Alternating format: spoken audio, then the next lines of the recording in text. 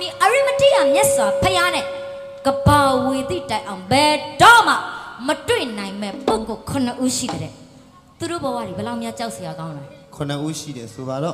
payane ai di poko ri ka batu ri mya ba leဟုတ်ကဲ့ဘယ်တော့ခါမှနောင်ပွင့်တော်မူမီအရိမတရနဲ့မတွေ့နိုင်မဲ့ပုဂ္ဂိုလ်9ဦးတနည်းလူမိုက်9ယောက်ဒုဗံမေရကင်စာဘောရီမေရကင်စာအာရမေရကင်စာဘိက္ခုမေရကင်စာဘိက္ခုနီမေရကင်စာဘေသာနန္တိယဘေရကင်စာနဲ့တက္ကာယဒိဋ္ဌိဘေရကင်စာလို့ပုဂ္ဂိုလ်9ယောက်ဒီလိုပြောတော့ရှောင်းရမယ်သူကဟမ်ငင်းညခိုင်ပါဠိလိုတွေပြောတော့ငါတို့ဘယ်လိုရှောင်းရမလဲဒါပေါ့အတိတ်ပဲတွေကဘယ်လိုများရှိတယ်ဗျဖယားနဲ့ဘယ်တော့မှမတွေ့နိုင်မဲ့လူမိုက်9ယောက်ကဒုဗံမေရကင်စာစေရီပထိုးကြောင်းကံဖယားတို့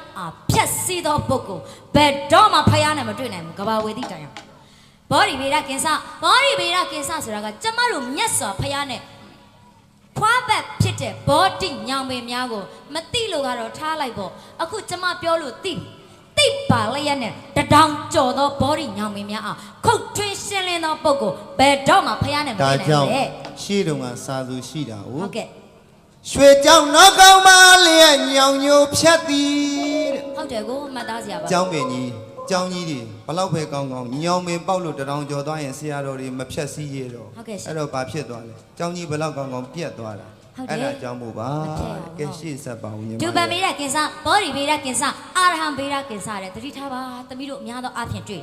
အာရဟံဗေဒကင်္စဆိုတာကဖယားပြည့်ညတ်ထားတဲ့ပါဠိစာဖယားစာတရားစာကျမ်းစာရုပ်စွာအစုံနမောတတပါတဲ့ဟာဒီအလူဖိတ်စာများကိုမသုံးမတန်တော့နေရာတနည်းအိမ်သာအညစ်အကြေးသုံးတဲ့နေရာတွေပေါ့အဲ့ဒီလိုနေရာများမှာသိပါလျက်နဲ့သုံးဆွဲသောပုဂ္ဂိုလ်ဘယ်တော့မှဖယားနဲ့မတွေ့နိုင်ဘူးမသိခင်ကသုံးရင်သုံးလိုက်တော့အခုကျမတို့ပြောလို့သိပြီမလို့ပါနဲ့